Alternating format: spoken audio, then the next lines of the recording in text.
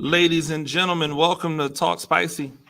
I'm Coach Gene Clemens. Thank you for joining me wherever you are joining me. Rate the show, comment, agree, disagree, but whatever you do, keep it spicy. 5-star ratings are appreciated for joining me on the YouTube channel. Like, subscribe. Over 2,300, looking to get to 3,000 before we hit February. So I need all of you that listen but aren't actually subscribed. And I know you do because my analytics say that there's 85 to 90% of the people who watch my content are people who are not subscribed, which means go ahead and come on and subscribe because, clearly you want to listen to what your boy got to say. Make sure that you check out the Gene Therapy podcast that will be out this weekend. The column, which will be out later on today on CWN Sports, CWN Sports. We appreciate that everybody that supports that and goes to that platform to check that out. Make sure that you also check out the Zebra Stripes podcast with myself and Coach Witt that's up right now on Spotify. Make sure that you like and subscribe to that. We really do appreciate it. Also got some really good content up right now on the YouTube channel, a video breaking down a few plays from North Dakota State and their play action post-will concept that they use with Hunter Lepke versus James Madison. Later on this afternoon, you'll also see a video that I have of Montana State that's up with their quarterback gun runs. Make sure that you check that out as well as we get ready for the FCS national title game. That is where my focus is at for this weekend, not the FBS national title game. I'll worry about that when we get to Monday. However, it's really interesting to me. I wasn't going to say anything about the Antonio Brown situation because, quite honestly, I don't care enough. Like, you people care way more than I believe you should. That man made a decision. He did it in a way that I would not do, but that doesn't mean that his decision was necessarily wrong. And I held out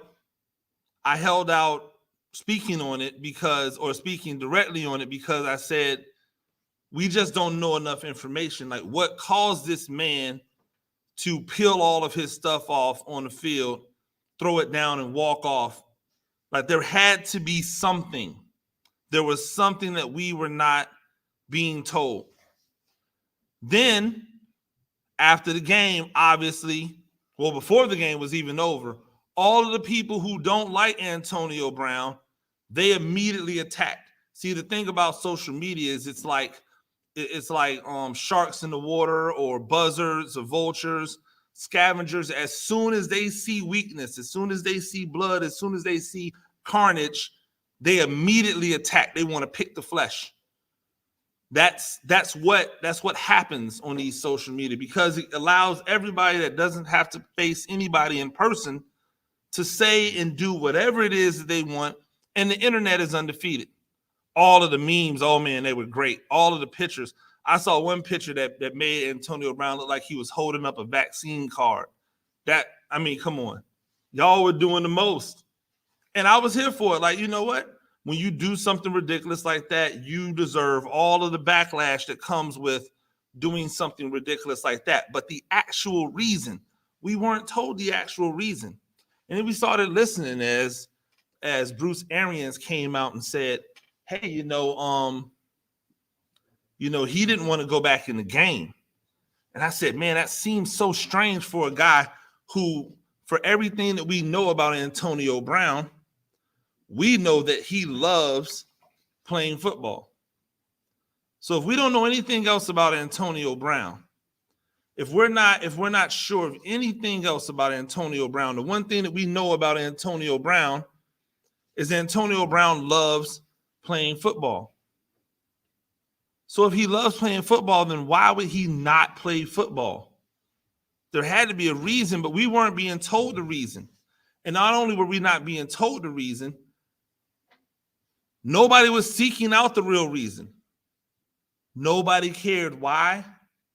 Because we don't care about the messenger. We care about the message I'm sorry, we don't care about the message. We care about the messenger.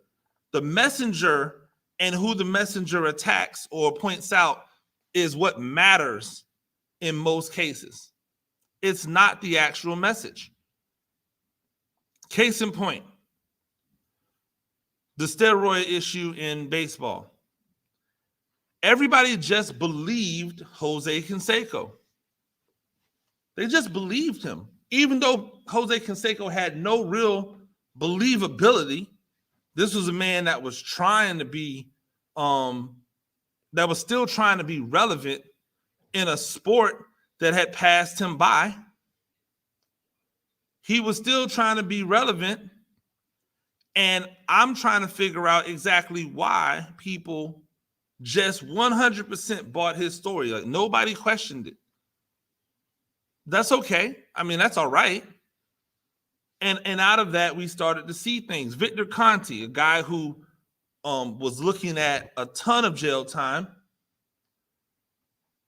and the people who came out about the steroids, they just 100% believed them, no issues, right? And then on Sunday, people just took, Bruce Arians at his word. Nobody questioned it. Why? Because people don't like Antonio Brown. Like, they don't like Bruce Arians, but they really don't like Antonio Brown. Like, if you're thinking about who they dislike more, they dislike Antonio Brown more than they dislike Bruce Arians. And because Bruce Arians isn't going anywhere, you got to deal with him. It's easier to say, okay, we're definitely going to take shots or go with this word. But then it just didn't make sense. Well, he didn't want to be a part. He didn't want to go back in the game. So Bruce Arians told us that he didn't want to go back in the game, and that's why he told him to get out or to leave. All right. Then it became, well, he was questioning his reps. Like, oh, well, where are my targets at? I need the ball more. And he got upset about that. Now, if he would have said that from the beginning, I would have almost been like, okay, that seems like something that Antonio Brown might say, because that's something that Antonio Brown has done before. Not in Tampa, by the way. And that's just so weird. He never did that in Tampa. There was never a time in Tampa where you heard Antonio Brown complaining about his touches. Why? Because Tom Brady is going to find Antonio Brown if Antonio Brown is on the court, on the field. So to think that Antonio Brown was complaining about touches and targets when the guy who's his quarterback lobbied for him to be there, loves the man to death, and wants to get him the ball because he is with the ball, still doesn't make much sense. And then we started hearing Antonio Brown's side. Okay, there's an issue. There's an injury issue. The injury issue was such that he didn't even know if he was going to be able to play, but he was going to try to give it a go because. Okay. Then we see maybe the coach said, hey, man, forget your injury. Suck it up. Get out there. Which we know in a game like football, especially at the professional level, you could be costing yourself more money on the back end to fight through injuries on the front end, because the coaches and the administration, the front offices of these professional teams, they love when you suck it up and go hard for them when you're injured. You know when they don't appreciate it? When it's time to re-up you on the contract. They just go, man, you've been hurt a lot. Sorry, but you're not worth that money. We can't pay you. They don't go, we appreciate what you did for us when you played hurt and risked your career for us, so here's your money now. That's not how the NFL works. It is legitimately the only model It is legitimately the only model that is set up to benefit the front office more than it is to benefit the player. So when we think about how everything goes,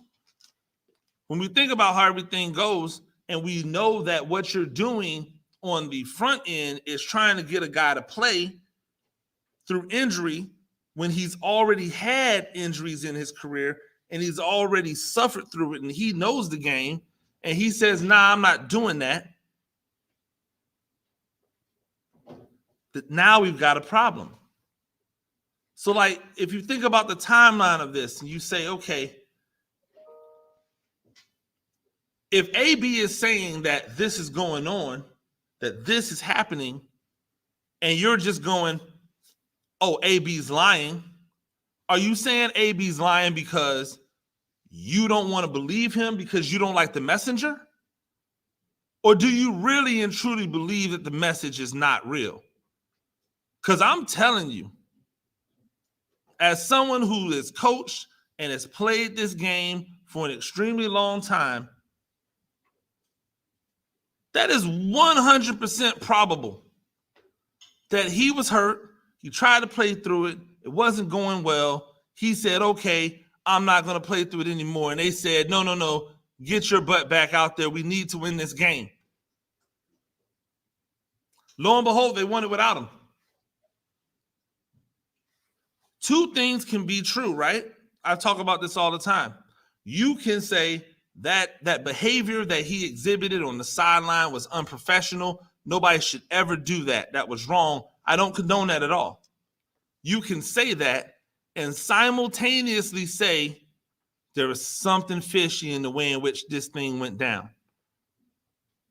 There's culpability on both sides, and that's why I didn't want to touch it back when everybody was taking shots, because I did not know the answer.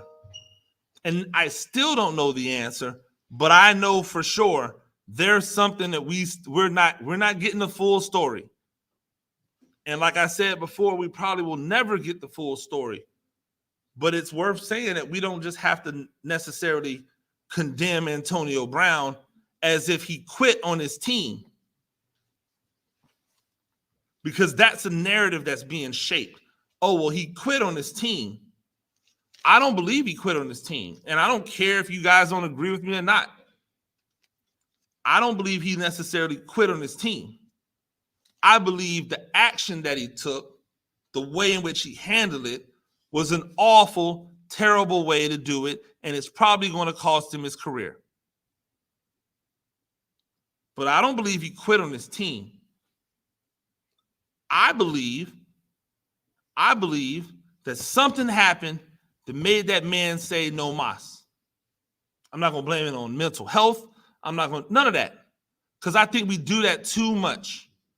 It's too many times we want to just all of a sudden point to somebody being mentally unhealthy, when in fact, that might have been the most mentally freeing thing that he did. We don't know.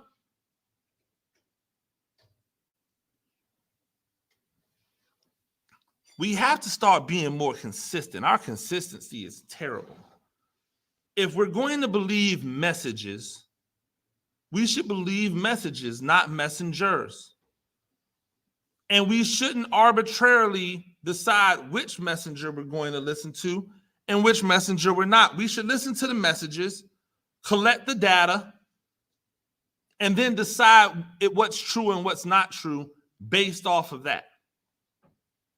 It doesn't matter if Jose Canseco told us that it was steroids in baseball, or whether it was Manny Machado that told us it was steroids in baseball, or whether it was Jose Ramirez. It doesn't matter.